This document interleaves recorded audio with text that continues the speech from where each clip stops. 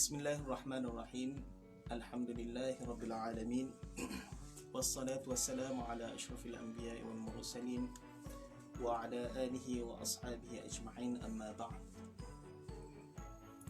Allahumma ya hayyu ya qayyum birahmatika nastaghith. Aslih lana sya'nana kullah wa la takilna ila anfusina tarfata 'ain. Walhamdulillahirabbil alamin.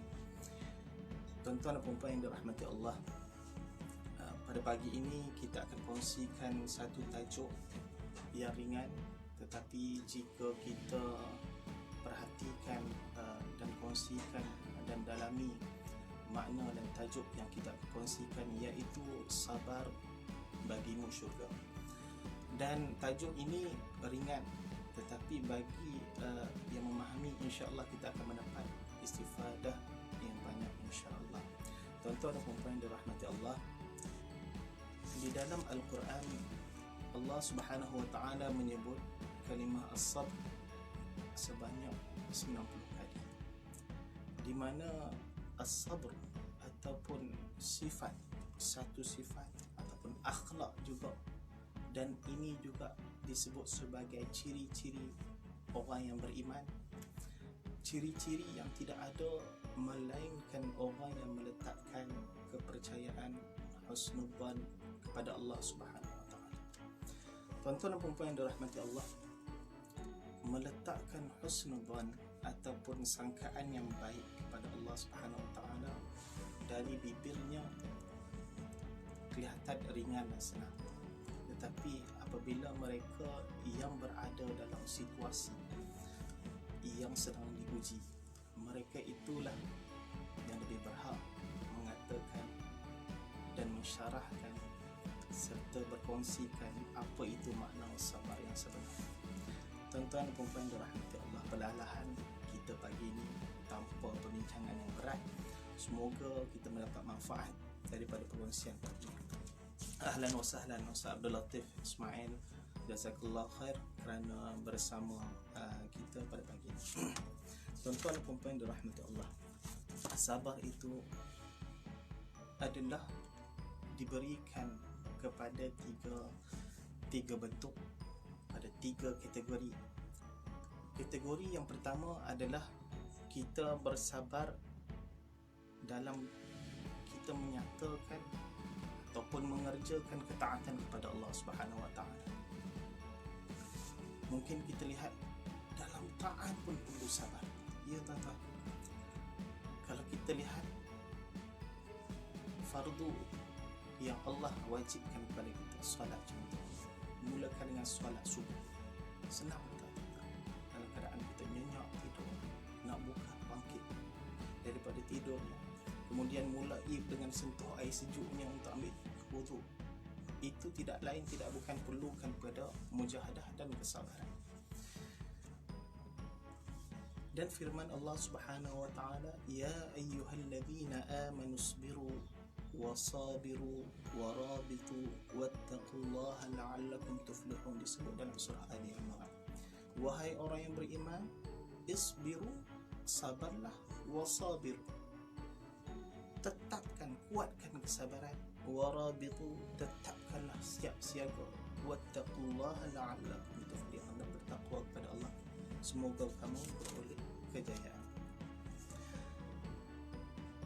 Dalam firman Allah yang lain, Allah menyebut, inna nahnu nazzalna 'alaikal qur'ana tanzila, wahai Muhammad, kami turunkan Al-Quran kepada kamu tanzila, Quran, ayat Quran dalam bentuk beransur-ansur. Fasbir li hukmi rabbik wa la tuti' minhum athiman aw kafura. Di sini Allah menyebutkan perlunya sabar dalam menyatakan dan melaksanakan ketetapan fardu, ketetapan yang Allah tetapkan. Fasbir li hukmi rabbik wa la tuti' minhum, dan jangan kamu ikut mereka yang athiman aw kafura, orang yang berdosa dan orang yang kufur pada Allah Subhanahu wa taala. Dan firman Allah yang lain, Allah menyebut firman Allah Subhanahu wa taala, rabbis samawati wal ardi wa ma bainahuma fa'budhu wastabir li ibadatihi, beribadahlah kepada Allah, wastabir li ibadatihi, dan teguhlah berteguh hatilah, bersabarlah, wastabir li'ibadati. Kenapa dia tidak sebut wasbir? Dan kataan wastabir ini digunakan pada ayat-ayat yang lain, ke mana kita wa'mur ahlaka bis-salati wastabir 'alaiha zadat fil mabna. Bila bertambah kalimah dalam kalimah daripada sabar, sepatutnya kita guna wasbir cukup, tapi digunakan perkataan wastabir zadat fil ma'na, ziyada fil ma'na, maka bertambahlah maknanya. Wastabir maksudnya sabar dan kekal dan teguh dalam kesabaran tu. Wastabir li'ibadati, berteguhlah dalam ibadah kepada Tuhan. Tuan-tuan dan puan-puan, kita lihat dalam ibadah yang wajib kita lakukan, bermula dengan solat. Senang solat? Susah, tuan-tuan. Kalau kita nak solat di awal waktu, di mana Nabi SAW apabila ditanya apa yang paling afdal, solat, as-salat ala waqtiha, solat di awal waktu. Senang ya tuan-tuan? Tidak semua, tuan-tuan. Bila mari rasa malas, mau zuhur pukul 3.30, 3.45 nak dekat ke asar. Begitu juga dengan itu amalan yang memerlukan mujahadah dari sudut fizikal. Bagaimana mujahadah dari sudut al-mal, infak, dalam kita nak menghakis bakhil ini, iaitu perlunya zakat fitrah yang diwajibkan. Mudah, tuan-tuan, mudah, RM7. Tapi zakat harta yang difardukan oleh Allah Subhanahu Wa Taala, zakat harta, zakat emas, tuan-tuan, bukan mudah kita nak pergi PPZ, daftar potong gaji saya ni untuk diberikan pada zakat. Ini keuntungan yang saya dapat. Ya, kita mungkin declare gaji ataupun allowance yang kita terima, tetapi ada gaji-gaji sampingan lagi yang kita sembunyikan. Berat, tuan-tuan, kita nak hapuskan ataupun nak mendidik hati yang bakhil ini untuk melaksanakan perintah Allah SWT. Tidak lain tidak bukan dengan latihan. Dan Ibn Qayyim menyebut dalam kitabnya, Ibn Qayyim ada menyebut masalah ataupun penyakit manusia ini terdiri daripada dua faktor. Yang pertama adalah syubhat, dan ubat kepada syubhat ini adalah tidak lain tidak bukan kepada ilmu, kepada wahyu Al-Quran dan hadis dan sunnah. Dan yang ketiga, dan keyakinan. Dan penyakit yang kedua yang timbul ataupun yang muncul dalam diri manusia adalah penyakit syubhat, dan ubatnya tidak lain tidak bukan adalah sifat sabar ini. Penyakit malas, penyakit bakhil, dan dihimpunkan kedua-duanya dalam ibadah haji. Dahlah haji itu nak keluarkan duit, dahlah haji itu nak tinggalkan keluarga, dan waktu haji dan umrah ni juga kita perlu letihkan badan kita bermusafir. Dan ini tidak lain tidak bukan orang yang bersabar dan percaya dengan janji Allah Subhanahu Wa Taala daripada sifat sabar ini, mereka lah yang akan diberikan balasan yang baik. InsyaAllah kita akan kongsikan satu persatu. Tuan-tuan dan puan-puan yang dirahmati Allah, Liadin, Assalamualaikum, budak merdeka, Alhamdulillah. Dan terima kasih kepada semua yang menonton kita pada pagi ini. Kita lihat firman Allah yang lain, wa'mur ahlaka bis-salati wastabir 'alaiha, menyuruh ahli keluarga untuk solat. Saya ada seorang anak umur 6 tahun. Kita ada anak-anak kecil. Perlu sabar dalam kita mendidik keluarga. Kadang-kadang bukan anak, pasangan. Bersabar dalam mendidik ahli keluarga kita dalam mendirikan solat yang menjadi tiang kepada agama. Rosak solat, rosaklah ibadah-ibadah lain. Yang pertama yang akan dihisab adalah solat. Jadi perlu wastabir 'alaiha, juga memerlukan sifat sabar dalam ketaatan kepada Allah Subhanahu Wa Taala. Ini semua menunjukkan hujah dan dalil perlunya sifat sabar dalam menunjukkan ketaatan dalam melaksanakan perintah Allah Subhanahu Wa Taala. Sabar ni bukan semata-mata bila kita ditimpa musibah. Salah satunya yang utama adalah sabar mentaati perintah Allah Subhanahu Wa Taala. Tuan-tuan dan puan-puan yang dirahmati Allah, yang kedua adalah sabar dalam kita menjauhi dosa, sabar dalam kita menjauhi maksiat, sabar dalam kita menjauhi perkara yang dimurkai oleh Allah Subhanahu Wa Taala. Kenapa perlu pada sabar, tuan-tuan? Senang ke? Senang ke untuk kita jauhi maksiat, ataupun senang ke kita nak menjauhi dosa? Ketika mana kita diminta dalam situasi pekerja staf, perjawi kat sini ataupun staf-staf yang lain, diminta untuk berada di pejabat pukul 9 sampai pukul 6. Bekerjalah kita untuk punchkan pada waktu. Sabar, tuan-tuan. Jika kita meninggalkan arahan ini adalah satu dosa ataupun satu kesalahan yang tak patut ada pada seorang Muslim dan mukmin yang baik. Amanah dalam pekerjaan. Jadinya perlu pada sabar dalam kita menjauhi dosa. Sabar ketika mana kita dihulu dengan hadiah-hadiah yang dinamakan hadiah. Rupanya itu adalah rasuah ataupun pemberian-pemberian yang nak kita sesuatu sebagai balas. Itu juga perlu kepada sabar. Menolak, tolak.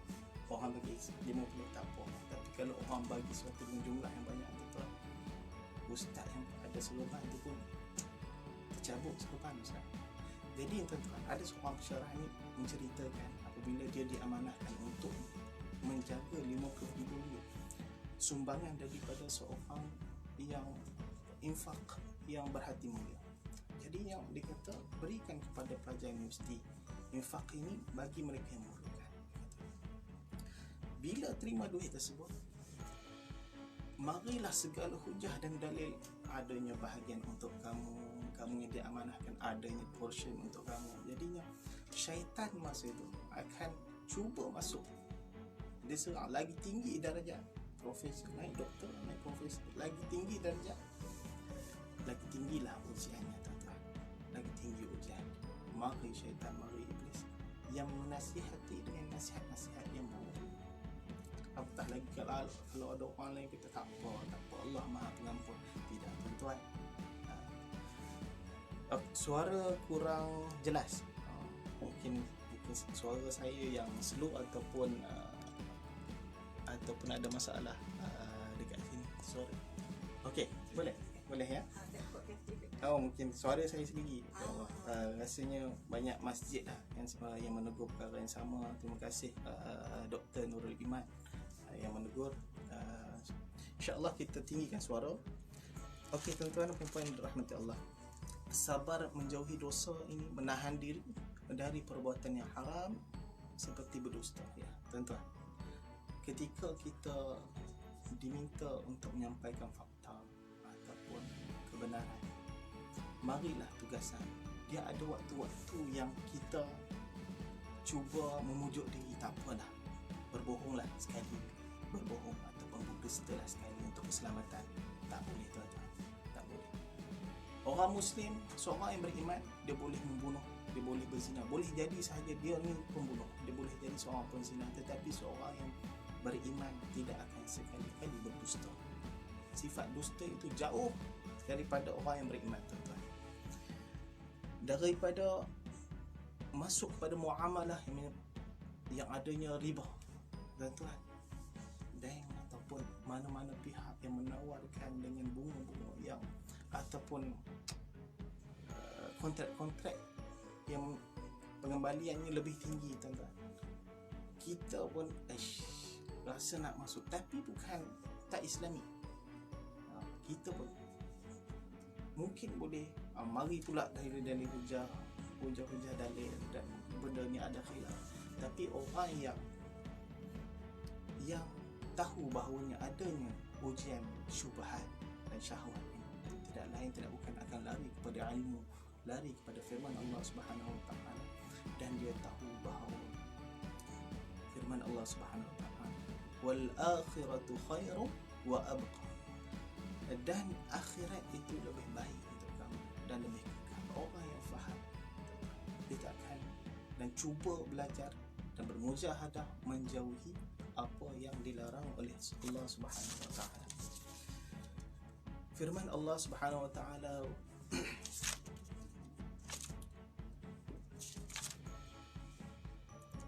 hufatil Nabi sallallahu alaihi wasallam bersabda, hufatil jannatu bil makarih wa hufatin nar bisyahwat. Syurga ini dikelilingi ataupun tidak disukai, dikelilingi perkara yang dia tidak suka. Nak masuk ke syurga tuan-tuan perlu kepada harga dan bayaran yang tinggi, bukan murah dan bukan mudah, tetapi janji Allah Subhanahu wa taala itu ada. Janji Allah Subhanahu wa taala kepada orang yang bersabar ini ada. Disebutkan di banyak tempat, antaranya surah yang ke-13 ayat 23, di mana Allah Subhanahu wa taala menyebut jannatu adn yadkhulunaha wa man salaha min abaihim wa azwajihim wa dhurriyyatihim wal malaikatu yadkhuluna alaihim min kulli bab. Surah Ar-Ra'd.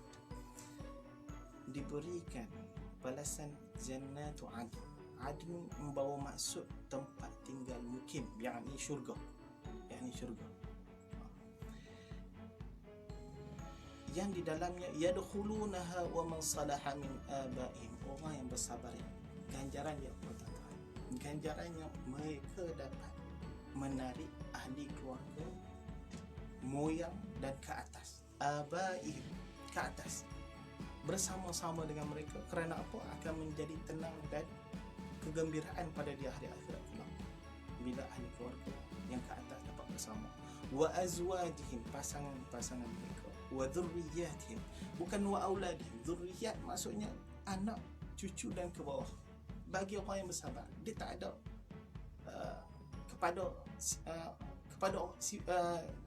ganjaran ini tidak ada pada orang lain melainkan orang yang sabar.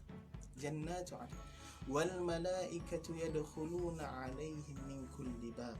Dan sifat jannat adn ini dalamnya terdapat banyak menara dan taman-taman, dan ada ribuan pintu, dan di setiap pintu itu tunggunya malaikat-malaikat, dan mereka malaikat ini berduyun-duyun masuk dan di setiap pintu itu untuk mengucapkan apa kepada orang sabar ini? Salamun alaikum bima sabartum. Salam sejahtera, assalamualaikum, ke atas kesabaran yang kamu hadapi. Fa ni'ma uqbad dar, maka itulah sebaik-baik nikmat tempat kesudahan. Tuan-tuan dan puan rahmatullah, bagi orang yang solat fardu, padanya ada pahala. Satu pahala kita solat seorang, 27 pahala kita solat berjemaah. Bagi orang yang berpuasa juga ada pahala yang ditentukan. Bagi orang yang buat umrah, al-umratu ila al-umrati kaffaratu lima bainahum, menjadi kafarah kepada dosa. Tetapi bila kepada mukmin yang ada sifat yang sabar, itu ajrahum bighairi hisab, tak ada unlimited. Tuan-tuan pakai internet, pakai apa bagi biji ke SOX ke, tetapi bila unlimited ni, Allah nak bagi sebanyak mana pun unlimited. Itu kelebihan bagi orang yang punya sifat sabar. Sifat sabar ini juga seperti mana khusyuk, seperti mana ihsan, seperti mana taqwa, seperti mana ikhlas. Dia perlu kepada latihan, dia perlu kepada ilmu. Dia tak boleh rasa-rasa. Rasa-rasa dia tak ada dalam agama ni. Kalau rasa-rasa, kita jadi chef. Agama ni dia datang turun dengan ilmu, turun dengan wahyu. Kalau kita merasa-rasa, saya rasa nak buat ni, saya rasa nak buat ni, boleh mari ke khusyuk? Tak, tidak tuan-tuan. Segalanya ada hujah dan dalil, dan ada tuntunan. Jadi ya tuan-tuan perempuan rahmatullah, sabar itu wajib kepada orang yang beriman. Kerana sabar dan orang beriman itu beriringan. Tetapi redha, sifat redha itu sunnah. Sifat redha itu adalah sunnah. Seorang yang tidak bersabar dalam menjalani ketaatan ataupun meninggalkan dosa. Dan yang ketiga akan kita sebut orang yang ketika mana dia ditimpa musibah, perlunya sifat sabar dalam 3 situasi. Orang yang tidak sabar maka boleh jadi berdosa dan hilang ciri iman dia pada seorang hamba. Berbeza dengan redha, tuan-tuan. Redha adalah tingkatan yang lebih khusus, lebih tinggi berbanding daripada sabar. Inilah sifat as-sabiqin bil khairat, orang yang segera dalam kebaikan. Bezanya sabar dan redha seperti yang diterangkan oleh Syekh Muhammad Salih Al-Najid.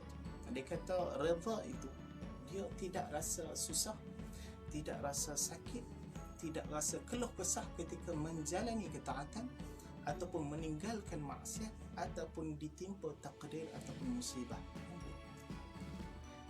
Sedangkan sabar itu, seorang tu masih lagi rasa sakit ataupun merasa susah, dia rasa juhd ataupun perlunya usaha yang berlebihan, yang lebih untuk melakukan ketaatan, namun dia mampu untuk tahan rasa ataupun daripada hati, lisan dan anggota. Hati dia boleh bersabar, lisan dia boleh tutup, tak mengadu, tak ada keluh kesah, dan anggota dia juga boleh bersabar dalam melakukan ketaatan ataupun meninggalkan maksiat. Itu adalah sabar. Berbeza dengan redha. Orang yang redha pastinya seorang yang bersabar, dia redha. Dan orang yang sabar tak semestinya dia boleh redha dengan, dia boleh sabar. Lama-lama tu dia ungkit, aku kena dah dulu, aku lagi susah dulu, jadi hilang haba manthura. Akhirnya amalan pahala yang Allah nak bagi itu akhirnya hilang kerana keluh kesah, mengadu, seolah-olah kita nak mengadu. Susah. Tuan-tuan dan puan-puan yang dirahmati Allah, manusia dan seorang hamba ini boleh berasa sedih seperti mana Nabi SAW berasa sedih ketika mana kehilangan anaknya Ibrahim. Menitis air mata itu sifat secara semula jadi, fitrah manusia bersedih apabila musibah ataupun kesedihan pula. Tetapi meratap, tidak redha, tidak sabar, keluh kesah yang bersangatan sehingga mengeluarkan kata-kata, itu akan menghilangkan pahala ataupun ganjaran yang Allah Subhanahu Wa Taala nak berikan. Jadi sifat mungkin ataupun dia apabila melakukan sesuatu ni, sabar ni perlu pada 3 keadaan. Yang pertama, sebelum kita melakukan ataupun sebelum kita meninggalkan.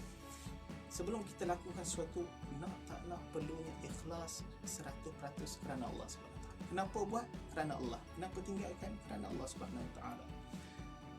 Yang kedua, ketika melakukan, kenapa buat dan kenapa tinggalkan, dan kita nak mengikut rukun, syarat serta sunnah yang berada ketika mana kita melakukan, itu juga perlu pada kesabaran.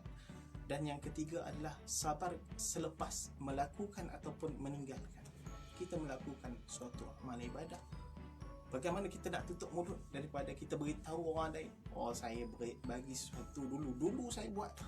Jadinya bagaimana kita nak menahan diri kita daripada mengungkit-ungkit yang akan akhirnya menjadikan amal kita sia-sia. Itu juga perlu kepada kesabaran. Jadi sebelum, ketika dan selepas, ketiga-tiga waktu ini perlu kepada kesabaran. Dan bagaimana kita nak melatih, tuan-tuan, diri kita kepada sabar dan redha sehingga mana kita mencapai tahap kita bersyukur tanpa ada keluh kesah. Sebelum itu, yang terakhir adalah sifat. Yang pertama, sabar dalam ketaatan. Yang kedua, sabar dalam menjauhi dosa. Yang ketiga, sabar dalam menghadapi musibah ataupun takdir dan kesakitan. Takdir yang kita menyenangkan kita bersyukur. Dan takdir yang pahit, hendaklah kita menahan lidah kita, hati kita, lidah kita dan anggota kita daripada berburuk sangka kepada Allah SWT. Tuan-tuan, apa yang Allah tetapkan pada kita, musibah yang berlaku pada kita, tidak lain tidak bukan sudah ditulis oleh Allah SWT. Dan salah satu yang dapat mengubah takdir, menjadi asbab terubahnya takdir hidup kita adalah doa, tuan-tuan. Doa ini senjata kepada orang mukmin. Dan Dan doa ini menjadi asbab berubah takdir seorang orang yang beriman. Daripada sepatutnya dia keluar ditimpa musibah, dielakkan, dapat dielakkan dengan doa, tuan-tuan. Dan di dalam doa juga kita diajar bukan semata-mata dunia, tetapi dalam surah Al-Baqarah menyebut perlu juga beriringan dan fokus kita adalah al-akhirah. Wal akhiratu khairu wa abqa. Itu patut menjadi, seharusnya menjadi motivasi kita bersama. Ketika mana kita ustaz banyak cakap sabar, ustaz tak kena lagi kan? Kalau ustaz kena barulah tidak, tuan-tuan. Sabar ini dalam ketaatan. Ada yang Allah uji untuk taat, ada yang Allah uji dengan dosa. Bagaimana dia tak bersabar? Dan jika dia berjaya, Allah akan berikan dia jannatu adn, syurga yang dalamnya menara, dalam kebun-kebun, dalam malaikat tunggu di setiap pintu untuk berikan salamun alaikum bima sabartum. Jadi ketika mana ditimpa musibah ini, yang tak ramai boleh ketap bibir, menjaga hati ini baik semuanya, dan menjaga lidah daripada berkeluh kesah. Repot sana, repot sini, aku kena macam ni, ya Allah, tak maulah. Daripada anggota kita merata-rata. Dalam sebuah hadis Nabi SAW, maksudnya diceritakan Nabi SAW pernah melalui dan berjumpa dengan seorang wanita yang kehilangan ahli keluarga ataupun anaknya, dan wanita itu menangis dan dengan tangisan yang kuat, dan Nabi SAW menegur, ittaqillahi wasbiri, bertakwalah kepada Allah dan bersabarlah. Tetapi wanita itu menepis dan kata, kamu tak tahu, kamu tak kena. Itulah maksudnya, kamu tak kena, pergi jauh, kamu tak kena, kamu tak tahu apa yang menimpa. Selepas itu Rasulullah pergi, dan wanita ini selepas satu ketika masa dia baru tahu bahawa yang menegurnya itu adalah Nabi SAW. Dan dia kata, ya Rasulullah, aku tak ma'araftuk, aku tak tahu pun yang mentegur aku tadi adalah kamu, ma'araftuk. Dan Nabi SAW kata, as-sabru, ketika mana pada pukulan ataupun timpaan yang pertama, sarbatul ula. Jadinya perlunya sabar itu pada awal ujian. Jangan contoh berlaku satu ketika, dan semoga Allah menjaga kita semua. Saya mengajar dengan dengan tajuk yang sama, as-sabr. Balik daripada tugasan, kita ditimpa dengan musibah, aksiden. Allah akan menguji atas apa yang kita ucapkan. Jadinya ketika itu, apa yang kita perlu respon pertama kita? Adakah kita keluar marah, maki-maki, ataupun kita bersabar? Dan disebut dalam Al-Quran, wala nabluwannakum bisyai'in minal khawf wal ju' wa naqsin minal amwali wal anfusi wath thamarat wa basyyiris sabirin. Bagi khabar gembira kepada orang, kenapa tidak kepada orang beriman? Wa basyyiris sabirin, wa basyyiris sabirin.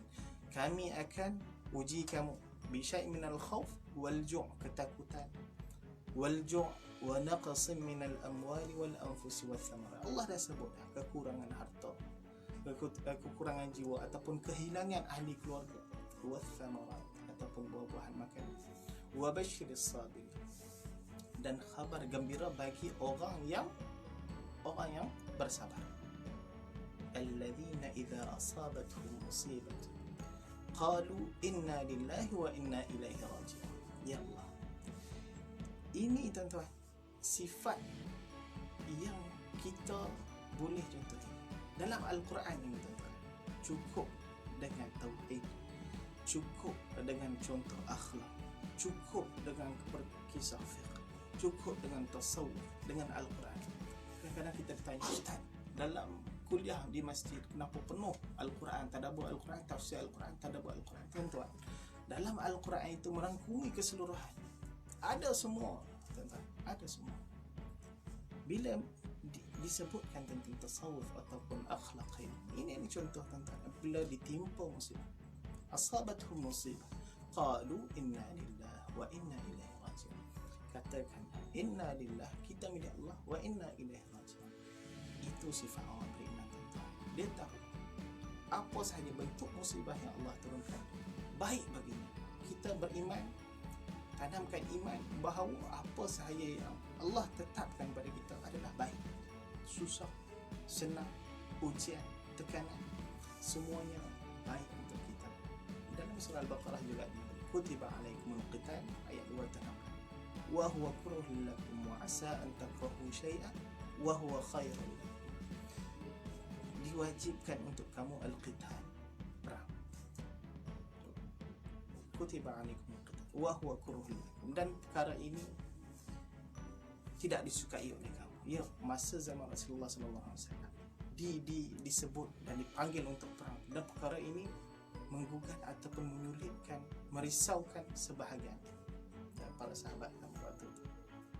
Wa asa an takrahu syai'an wa huwa khairun, dan ayat ini umum pada qital ataupun yang lain. Mungkin sahaja sesuatu yang kita suka, kita benci, itu baik itu. Wa asa an tuhibbu syai'an wa huwa syarrun, kemungkinan kamu suka sesuatu tetapi rupanya buruk untuk dunia, apatah lagi celakalah kita bila ia buruk untuk akhirat kita. Wa asa an takrahu syai'an wa asa an tuhibbu syai'an wa huwa khairul lakum wa asa an tuhibbu syai'an wa asa an takrahu syai'an wa huwa khairul lakum wa asa an tuhibbu syai'an wa huwa syarrul lakum wallahu ya'lamu wa antum la ta'lamun. Ini tuan-tuan, akhirnya kita perlu imani dan percaya bahawa Allah lebih tahu apa yang terbaik untuk kita. Kenapa Allah uji kita? Kenapa Allah tekan kita? La yukallifullahu nafsan illa usaha. Allah akan uji apabila semakin tinggi iman kita, semakin tinggi ujian kita. Amma hasibtum, surah Baqarah, amma hasibtum an tadkhulul jannah walamma ya'tikum mathalul ladina khalau min qablikum massatuhumul ba'sa wad-dharra wa zulzilu hatta yaqula ar-rasul walladzina amanu ma'ahu mata nasrullah ala inna nasrallahi qarib.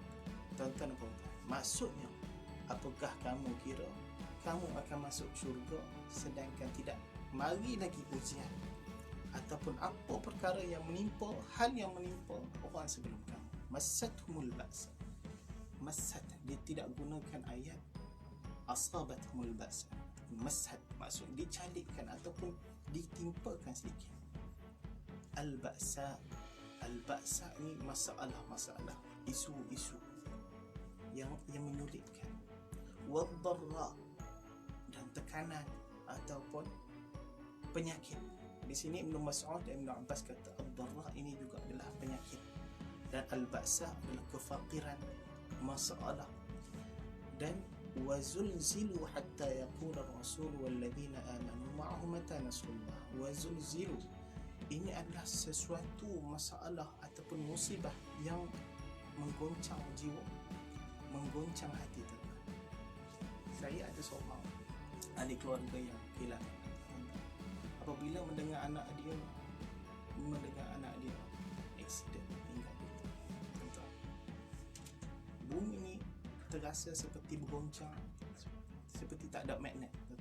Tuan-tuan boleh bayangkan orang ditimpa musibah yang menggoncang jiwa dia, menggoncang hati dia. Tak, bila berpegangan sampai kena ada orang papah. Itulah tuan-tuan, zulzilu hatta yaqula ar-rasul walladzina amanu ma'ahu mata nasrullah. Ayatnya, asbab nuzulnya adalah diturunkan ketika perang Ahzab, situasi perang Ahzab, sehingga mana tekanan terlalu kuat oleh musyrikin Mekah, mari dengan hujanan, serangan, tekanan, tak ada makanan, dan mereka sahabat ni bertanya, mata nasrullah, bilalah Allah turun, bila pertolongan Allah ni akan turun? Ala inna nasrullahi qarib, percayalah, imanilah bahawa pertolongan Allah Subhanahu wa taala ini sangat dekat. Qarib ini digunakan pada kalimah ayat yang sama, wa idza sa'alaka 'ibadi fa inni qarib. Apabila hamba-Ku bertanya padamu tentang Aku, fa inni qarib, sesungguhnya Aku ni sangat dekat. Tuan-tuan dan puan-puan dirahmati Allah, imanilah, percayalah bahawa Allah ini, innallaha ma'as sabirin. Ma'iyatullah ni, ma'ani bermaksud qarib, dekat dengan orang yang sabar.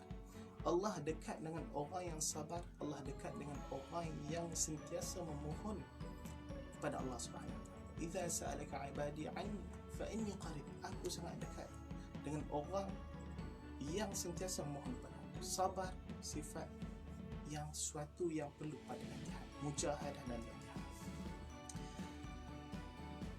Mata nasrullah, ala inna nasrullahi qarib. Sungguhnya pertolongan Allah Subhanahu wa taala sangat dekat.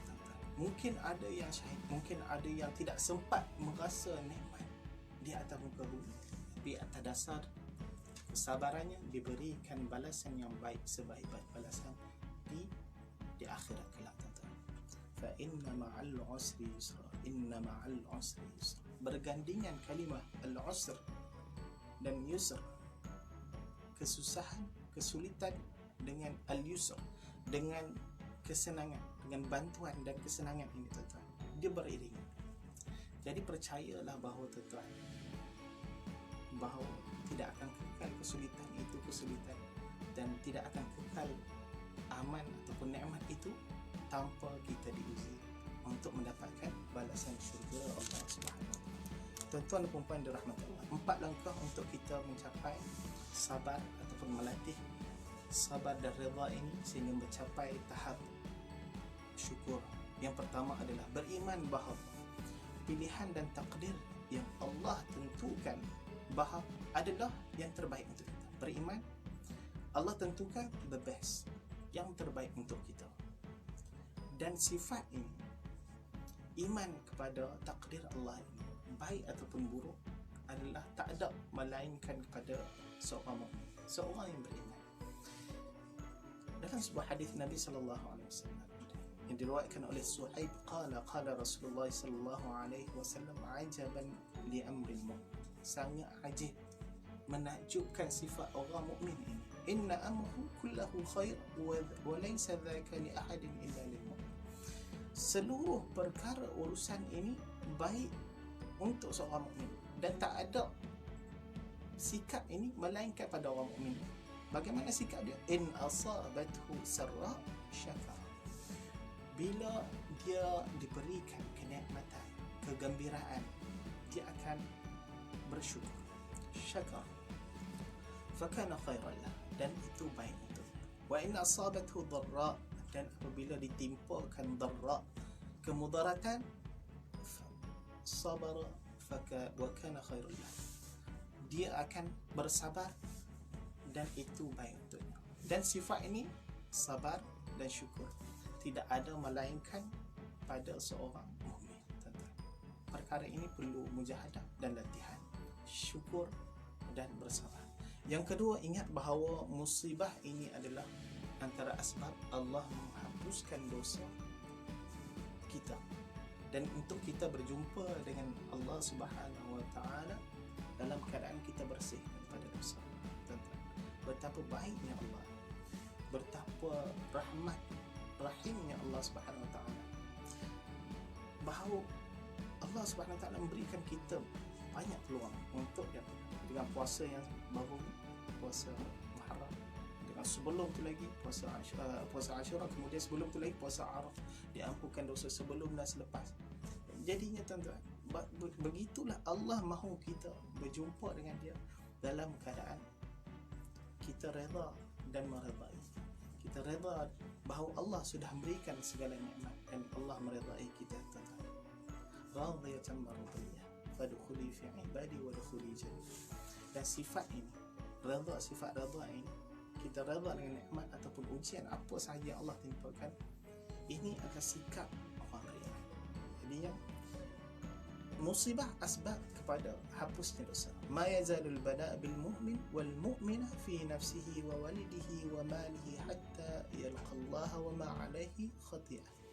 Dalam hadis riwayat Tirmizi, Nabi sallallahu alaihi wasallam menyebut pada kepada seorang beriman, ujian akan selalu turun pada orang beriman, baik lelaki, baik perempuan, baik ibu, baik suami, baik isteri, baik ibu ataupun bapa.